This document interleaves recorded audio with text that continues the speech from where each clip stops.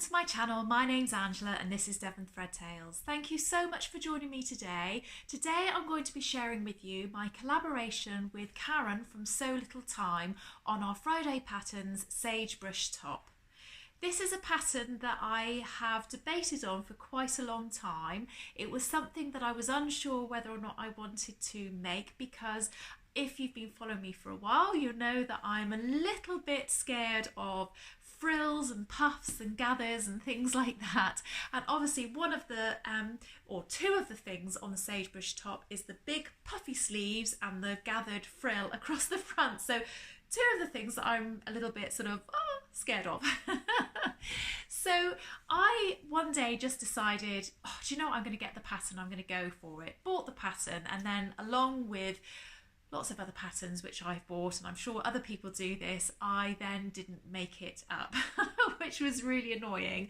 And Karen and I have been doing some collaborations, and if you haven't seen those before, I'll put a link in up here so that you can see some of the other ones that we've done. We've done the Tilly and the Buttons, a jumpsuit from Tilly and the Buttons, which the name has completely escaped me, and we've also done a new look jumpsuit as well. And we've really enjoyed having these little Zoom sessions together. We don't live near each other. Karen lives in Leicester and I live down in Plymouth, so we're quite a long way away from each other, but we've become really good friends and we've enjoyed doing these sewing sessions together and these collaborations. So while we were having a chat and a bit of a debate about what we were going to do next, she mentioned that she had the sagebrush pattern, and I was like, oh yeah, so have I, and I've never made it. So we're like, right, that's the next one to do then. So we actually cut out our fabric separately from each other and then sewed it together on our Zoom sessions, which we have on a Tuesday evening. And Karen has chosen a really beautiful patterned crepe fabric, and it is absolutely beautiful. It really suits her, and I mean, she's got such a lovely happy face anyway, and this just really suits her personality, so it's really lovely. And obviously I've gone for something completely different because I've gone very plain, and I've gone for sort of a white, well, a totally plain white fabric, which has just got a little bit of a embroidered dot in it. So I've gone for a Swiss dot fabric, so hopefully you can see that there. It's a very lightweight, fairly thin, you can probably see sort of through it. In fact, actually you can see the top of my skirt there against my skin, so it is quite see-through with this little embroidered dot everywhere, and it's called Swiss dot, and it's not as drapey as the fabric that Karen has used, but it is still much drapier than an ordinary quilting cotton. So I'm really pleased with this because I think that it's something that I'm going to be able to wear with lots of different things. I can wear it with a patterned bottom half, and I can wear it with plain bottom half as well, obviously. I feel like this is something I'm going to be able to wear with jeans, trousers, skirts. I could wear it under dungarees because it comes up nice and high. The dungarees, I think, would fall underneath that frill, I'm not quite sure, and maybe even a dungaree dress, which I don't think I've actually got a dungaree dress, but I quite like the idea of making one, so I think that would look quite nice as well. I do also think that it would be nice with a little cardigan over the top because it's just sort of, you know, has that little bit of detail there. So once you've got rid of the sleeves by covering it up with a cardigan, you've still got a little bit of interest on the top, which I think is quite nice. And because I've chosen a totally plain fabric, obviously, you know, a totally plain blouse gets a little bit lost and is a bit boring when you just have sort of like a cardigan over it, so it's nice that it's got this, whereas Karen's obviously looked really interesting with both if she was wearing a cardigan or not. So this is a fabulous pattern. I'll put a picture of the pattern just here so you can see what it looks like.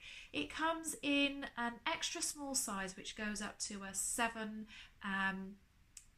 XL size. Sorry, I completely couldn't think what I was trying to say then. So it has quite a good size range, and it is a fairly roomy top as well, so there's a little bit of scope for sort of doing different sizes. Now I chose to do the size medium, which is a totally I fell totally within that size range. I think possibly my hips were a little bit out, but it didn't matter because the top is very, very boxy. If you can see, it sort of just comes down very, very straight like that. I think that Karen she did a small on the top, and she's slightly more pear-shaped than I am, so she did a small on top and graded to a medium, which has worked really well. But she'll talk about that a little bit more when I share her video with you in a little bit. So I just made the total size, straight size medium, and the features that are on this top are obviously the great big puff sleeves, which I was scared about doing. So I decided to change mine slightly. So whilst Karen has graded between two sizes, she's actually done the pattern as it comes in terms of not changing anything with it. But I decided to change the sleeves so that they weren't as full as they were meant to be. So the sleeve pattern comes, and it's really wide, it's really large, and you sort of do some gathering stitches to bring that in and ease it all into this sleeve head on the body of the garment, so that it creates this poof. And I spoke to Kath from Kath Craft, who said that she had sized her sleeve head down a little bit, and I got some instruction from her on what she did, and I just did exactly the same. So I actually took out a 2-inch chunk right from the center of the sleeve. I just totally cut it out. In fact, actually I think I folded mine down the center of the sleeve, and then just joined those two outer parts of the sleeves together and just rounded off that little bit in the middle where I'd cut out the chunk. And that's worked really well. I don't think that I would put the sleeves as they are normally, because even this for me feels quite big and poofy, and I'm just not there yet with, going really big and poofy. So maybe in a couple of years' time I might, but right at this moment I can't go any bigger than this. But I don't think I would take them down any smaller either, because then I think that would lose some of the interest that the sleeve creates. It then just has a very simple channel that you put some elastic through like this, and that then creates that nice little bit of poofiness there. Now I think if I had stiffer fabric, this would stick right up, and like I say, obviously if I'd kept that 2 inches in, it would be much puffier. With Karen's, I feel like hers fall down, even though she hasn't taken that 2 inches out. Hers have almost a similar look to this, but that's because her fabric is much more drapey than mine.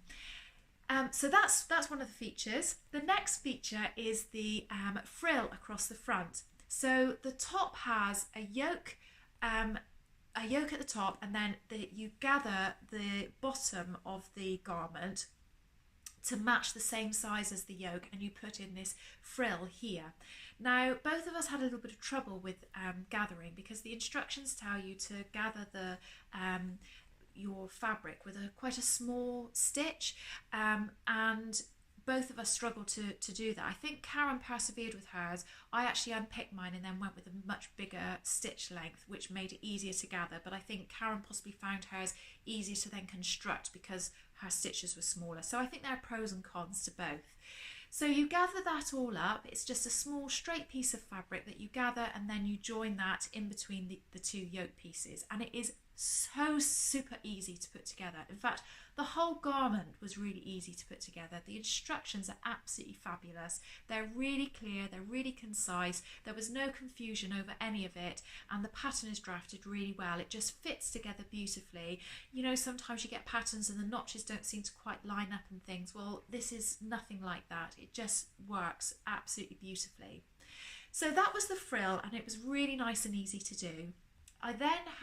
You then bias bind the neckline, which takes you around to the back section, which has an open keyhole section. So again, there's a yoke at the back to the bottom, but this time you're not gathering any of the yoke on the back or the bottom part of the garment. This just lies nice and flat.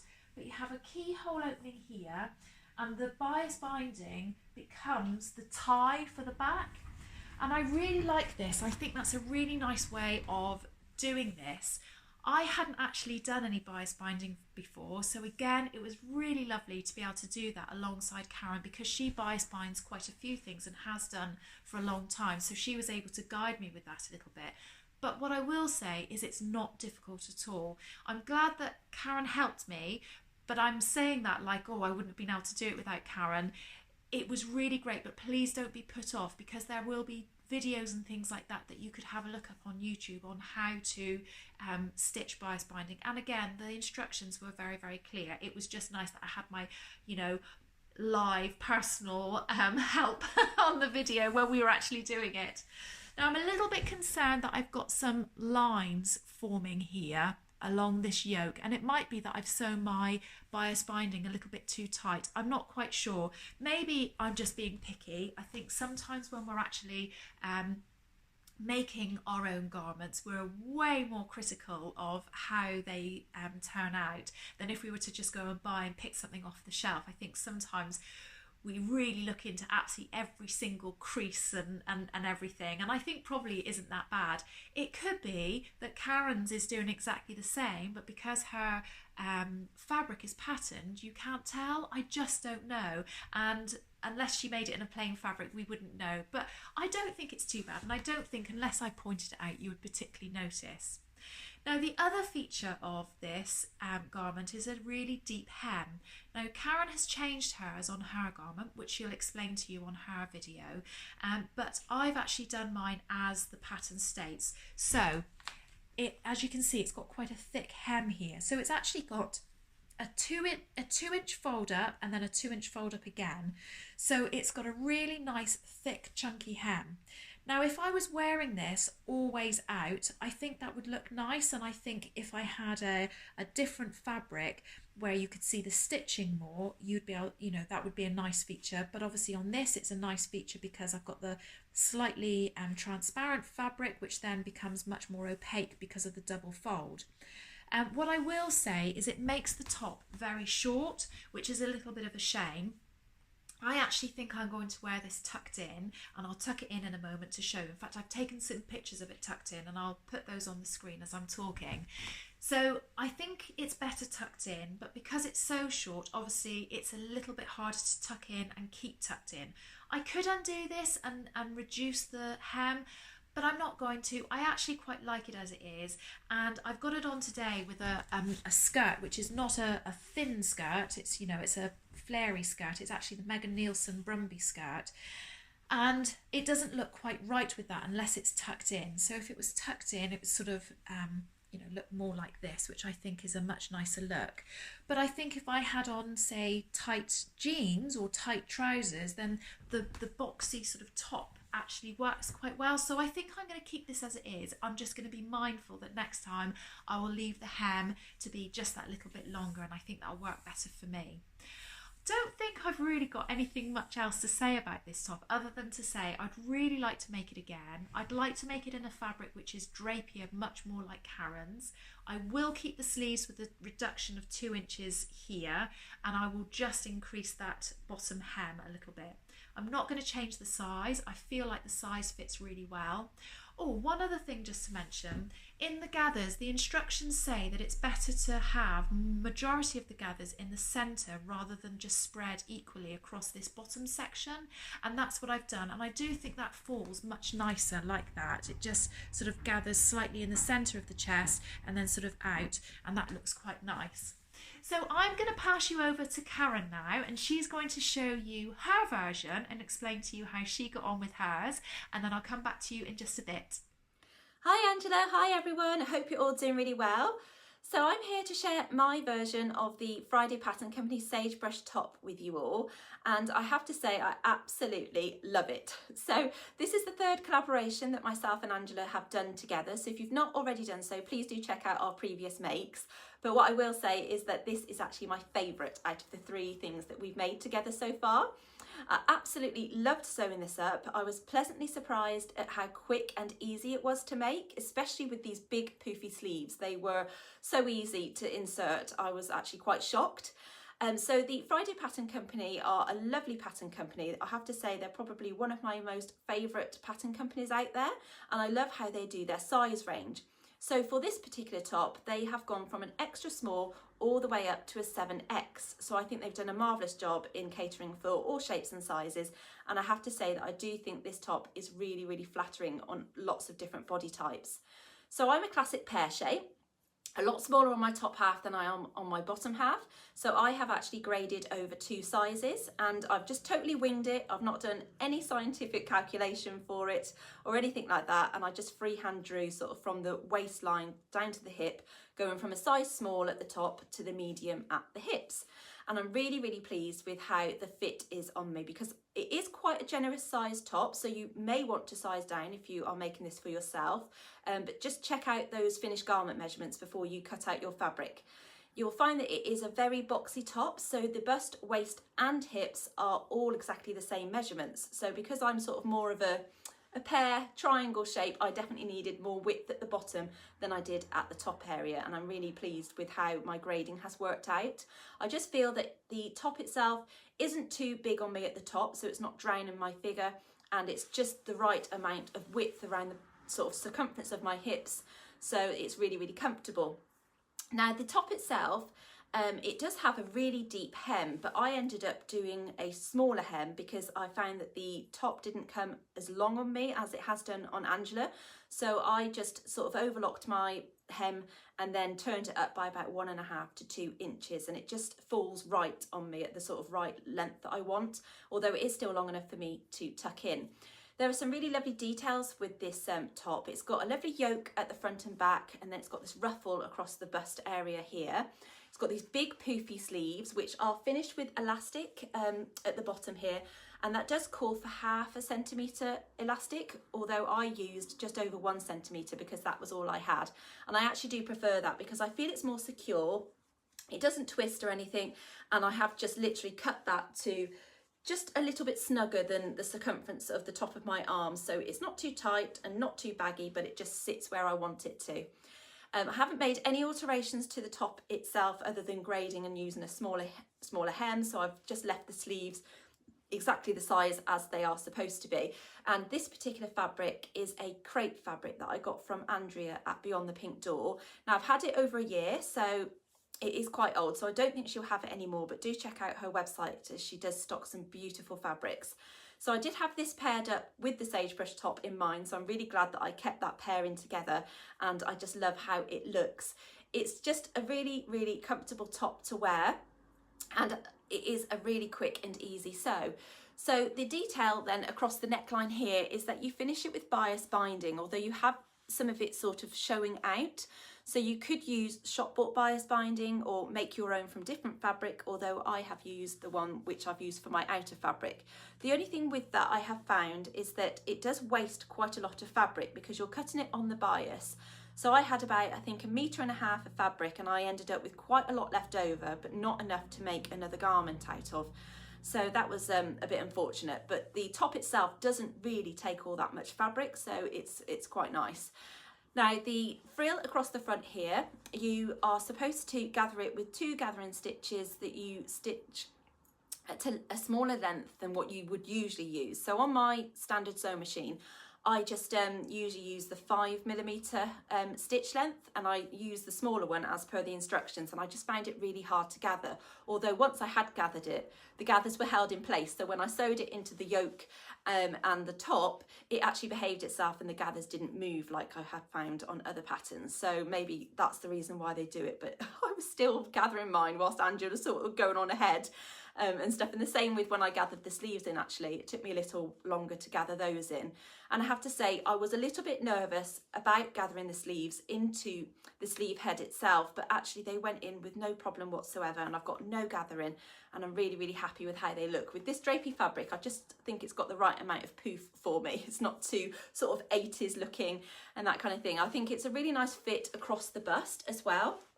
So I'm glad I went with the small. And then at the back, it's got this lovely yoke with the tie detail there. And so that is all part of that bias binding that you make. So I'll pan you down so you can see my hip area. So it just sort of comes down to mid hip on me. And like I say, I did use a slightly smaller hem. So I overlocked that, and that is about, I'd say 1.5 to 2 inches wide. And then I just top stitched that down on the top, which you can't see because this fabric is really, really busy. I'm really happy with how I've got sort of the pattern placement, which was pure fluke. I didn't do that by purpose at all. So this is how long the top is on me without it being tucked in. Now I've got jeggings on today and the waist is about there, so my natural waist is sort of a little higher. So if I was to tuck this into these jeggings, I do think it would come out with movement throughout the day, but this is basically how it would look if I tucked it in. So it does give a really nice shape. So if I have a higher waisted sort of bottoms on, I would definitely tuck it in, I think, especially if it was a high-waisted skirt.